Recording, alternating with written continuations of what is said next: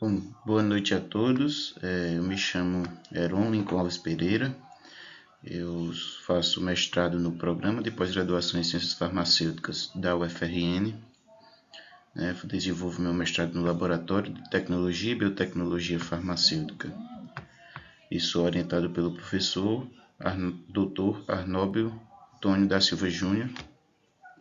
E venho apresentar aqui no CONCAF o resumo submetido, intitulado Obtenção de nanoemulsões contendo coenzima Q10 e resveratrol utilizando técnica de baixa energia.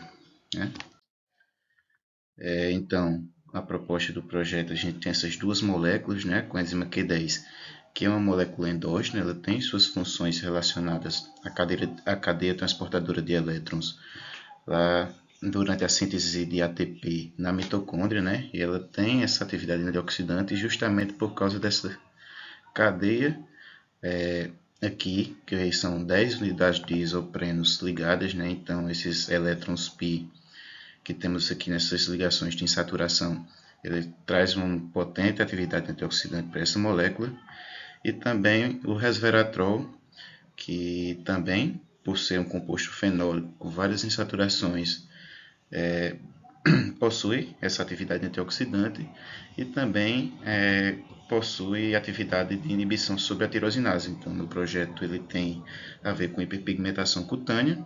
Então, o desenvolvimento dessa formulação se baseia nessas duas moléculas. Mas estruturalmente aqui a gente já vê que essas moléculas, por exemplo, a coenzima Q10, é uma molécula muito grande, cheia de cadeia carbônica. O resveratrol também, apesar de ser uma molécula pequena, mas também dois anéis aromáticos aqui, uma pequena ligação carbônica. E então essas moléculas elas possuem problemas tanto de solubilidade, quanto de estabilidade e quanto de permeação cutânea. Quando a gente fala em permeação cutânea, a principal barreira é o estrato córneo. E então a gente precisa colocar essas moléculas em uma formulação que consiga permear esse estrato córneo para que ela consiga ter atividade na pele. Então a gente já pensa em colocar essas moléculas dentro de uma nanoemulsão, que é um sistema, uma mistura de água e óleo, onde no nosso caso uma nanoemulsão do tipo óleo em água, onde o óleo está na fase interna contendo essas moléculas e ela está dispersa na fase aquosa e está estabilizada por tensoativos, para que assim a gente consiga melhorar essa permeação do sistema. Aqui temos uma imagem que representa aqui a comparação entre uma emulsão normal, uma emulsão na escala não nanométrica, e uma emulsão na escala nanométrica, onde a gente consegue uma permeação muito mais eficaz desse sistema carregando esses ativos. Então, como a metodologia empregada na obtenção desses sistemas, então, primeiro foi feita a variação da razão de tensoativos, foram utilizados dois tensoativos não iônicos, o TUIN 80 e o SPAN 80, onde foi feita a variação de 100% de um até 100% do outro, variando essa mistura. Essa metodologia empregada na obtenção foi feita por inversão de fases a 1500 RPM, a temperatura ambiente, então é uma técnica de baixa energia. E após essa obtenção foi feita a observação macroscópica de estabilidade após 24 horas para ver fenômenos de cremagem, de separação de fases. E essas amostras se mostrando estáveis, elas foram levadas para análise por DLS.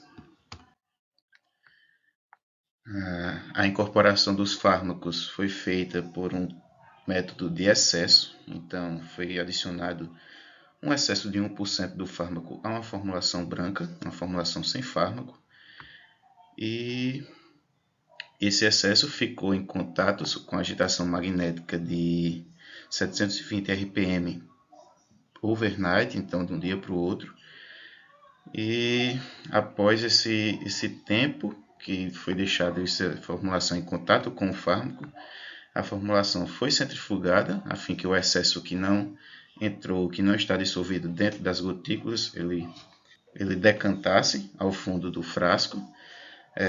O sobrenadante foi retirado e filtrado com membrana de 0,45 micrômetros. E então foi feita essa quebra do sistema. Esse sistema foi dissolvido completamente com etanol e feita a diluição com água. E essas amostras foram lidas em espectrofotômetro na região do UV-Vis. A coenzima Q10 foi lida a 275 nanômetros, que é o pico de absorção, e o resveratrol a 306. Esses dados foram comparados e foram analisados com a ajuda de curvas padrão, com um coeficiente de correlação superior a 0,999. E como resultados aqui, temos as fotos das formulações brancas obtidas, né? A formulação com 100% de spam nem chegou a se formar uma nanoemulsão. E as outras formulações conseguiram formar emulsões, sim. Aqui a gente pode observar que a formulação com 75% de spam e 25% de twin formou uma emulsão muito grosseira, com um diâmetro superior a 500 nanômetros e uma polidispersão muito alta.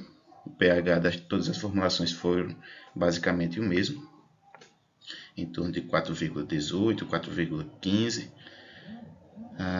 E as melhores formulações obtidas foram com 50% de cada um e 75% de twin e 25% de spam, né, onde a gente obteve formulações com diâmetro inferior a 150 nanômetros, a 120 nanômetros, né, a formulação C com 114,1 nanômetros com uma polidispersão de 0,17 e a formulação com 75% de twin e 25% de spam, um pouco menor, 111, com um PDI de 0,15, o que nos dá que essa formulação realmente ela é muito boa e que conseguiu atingir uma faixa nanométrica com a distribuição monomodal e pouco polidispersa. Né? A gente atribui esse sucesso nessas razões de tensoativo ao melhor empacotamento desses tensoativos, já que pela geometria deles, essa concentração promove o melhor empacotamento na interface e assim consegue estabilizar muito melhor essa gotícula no meio aquoso. Aqui temos os dados obtidos da incorporação desses sistemas, né, com os fármacos.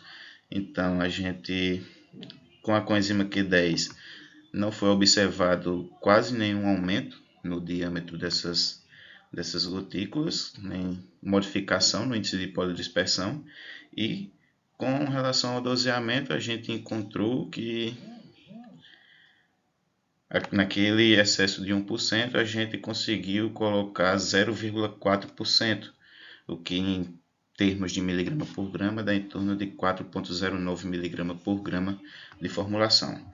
No resveratrol, houve um pequeno aumento, sim, esse diâmetro da formulação subiu para 180 nanômetros, mas ainda em escala nanométrica, ainda com um diâmetro que possa ser utilizado para aplicações cutâneas. O índice de polidispersão se mostrou bem menor com o uso do resveratrol, né, abaixo de 0,1, e o doseamento mostrou que foi incorporado em torno de 0,37%, né, em termos de miligrama por grama, 3,7 miligramas por grama de resveratrol na nossa formulação. Essas concentrações foram consideradas aceitáveis com relação à literatura e ao que se tem para formulações em escala nano com esses fármacos. E aqui o gráfico de distribuição do diâmetro desses sistemas, mostrando que realmente é uma formulação monomodal, uma distribuição monomodal, e que a gente já tem apenas uma distribuição de tamanhos nessa nossa formulação. E como conclusão, temos que a nanoemulsão ela foi obtida de maneira satisfatória e os ativos foram incorporados com sucesso, indicando a possibilidade do avanço no estudo dessas formulações, bem como uma formulação double drug. Então a gente ainda pretende fazer alguns testes de atividade biológica e de mais caracterização físico-química para essas formulações, a fim de termos um sistema robusto. Obrigado.